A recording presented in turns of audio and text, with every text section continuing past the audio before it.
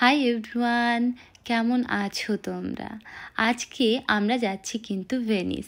আর এখন বসে আছি আমরা কিন্তু রোমের সেন্ট্রাল স্টেশনে। এখান থেকেই ট্রেন ছাড়বে তোমার 10টার সময়, আর ভেনিসের সেন্ট্রাল রেলওয়ে স্টেশনে নামিয়ে দেবে তোমার ওই 7:30টার সময়, সকালবেলায় কিন্তু। তো এই যে আমাদের ট্রেন কিন্তু চলে এসেছে। আজকে আমরা কিন্তু এই ট্রেনেই ট্রাভেল করব, আর আমরা কিন্তু বুক করেছি স্লিপার কোচ।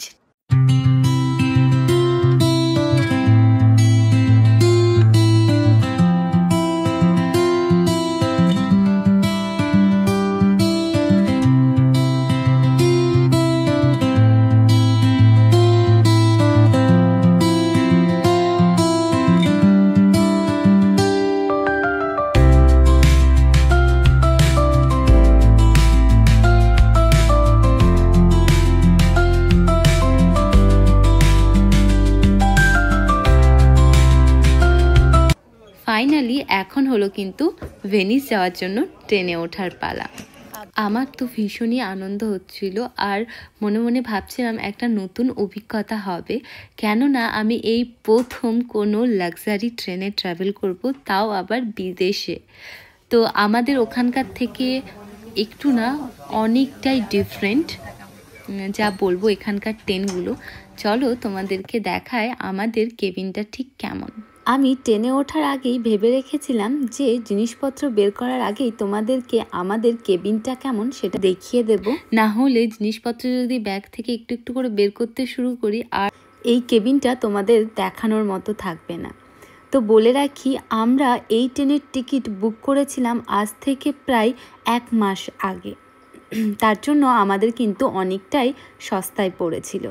তোমরা ইতালির যে কোনো ট্রেনের টিকিট কাটতে পারো, ইতালিয়ান রেলওয়ে বা ট্রেন বলে সার্চ করলেই তোমরা কিন্তু পেয়ে যাবে, আর সেখান থেকে খুব সহজেই অনলাইনে টিকিট বুক করতে পারবে।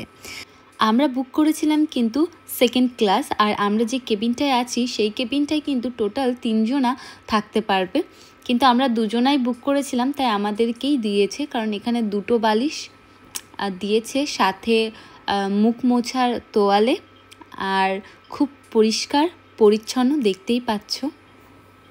আর আমার তো ভীষণই ভালো লাগছে, কারণ এরকম ট্রেনের চাপার অভিজ্ঞতা এটা আমার প্রথম। শুধু আমাদের একটা সমস্যা হয়েছিল, আমাদের কেবিনের এসিটা ঠিকঠাক করে কাজ করছিল না, তার জন্য আমাদের কিন্তু অনেকক্ষণ ওয়েট করতে হয়, যতক্ষণ না ট্রেনের কোনো কর্মী আসে।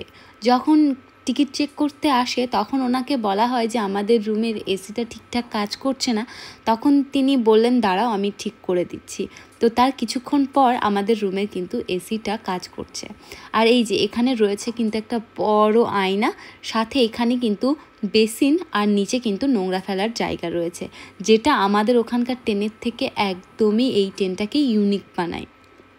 শুধু আমি মিস করছিলাম, আমাদের ওখানে ট্রেনে হলে না সবসময় খাবার মানে হয় না, ডিনার খুব মানে কি বলবো সস্তায় পাওয়া যায়, কিন্তু এখানে একদমই না।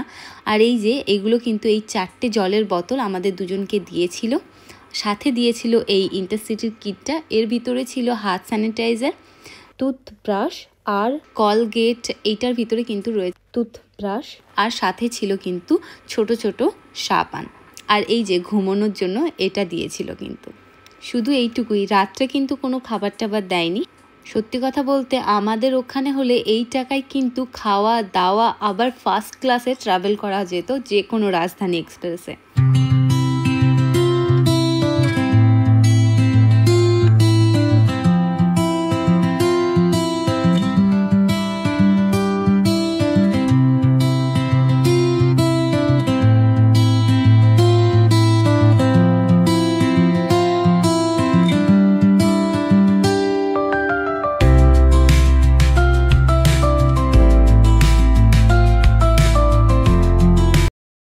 প্রচণ্ড টায়ার্ড থাকায় সকালবেলায় তাড়াতাড়ি ঘুমটা ভাঙেনি, তাই উঠতে উঠতে কিন্তু অনেকটাই দেরি হয়ে গেছিল, আর আমরা রীতিমতো কিন্তু ভেনিসে পৌঁছে গেছিলাম। তাই আমাদেরকে কিন্তু তাড়াতাড়ি করে এই ব্রেকফাস্টটা দিয়ে দেওয়া হয়েছিল, আর আমরা কিন্তু যেন তেন প্রকারের রেডি হয়ে ব্রেকফাস্টগুলো হাতে ধরে চলে গেছিলাম। আমাদেরকে ব্রেকফাস্টে দিয়েছিল 2টো জুস, কফি ছিল, আর আমি নিয়েছিলাম চা, আর দিয়েছিল 2টো স্যান্ডউইচ। আর এই যে এটাই কিন্তু ভেনিস। শুধু এতদিন আমি মুখেই শুনেছিলাম যে এই শহরে নাকি কোনো রাস্তা নেই, আছে শুধু জলপথ। তার জন্য আমি কিন্তু ভীষণই এক্সাইটেড ছিলাম। হ্যাঁ, আমি যতগুলো ভিডিও বা কারোর মুখ থেকে শুনেছিলাম ঠিক সেরকমটাই। এখানে স্টেশন থেকে বেরিয়েই কিন্তু তোমাকে রাস্তা না, জলপথ পেয়ে যাবে। সেখান থেকে তুমি ট্যাক্সিও ধরতে পারো, বা যেমন হয় না লোকাল বাস, ঠিক সেরকম লোকাল ফেরিও ধরতে পারো। এখানে তো আবার অ্যাম্বুলেন্স প্লাস ট্যাক্সি সব কিছুই বলতে গেলে জলপথেই চলে।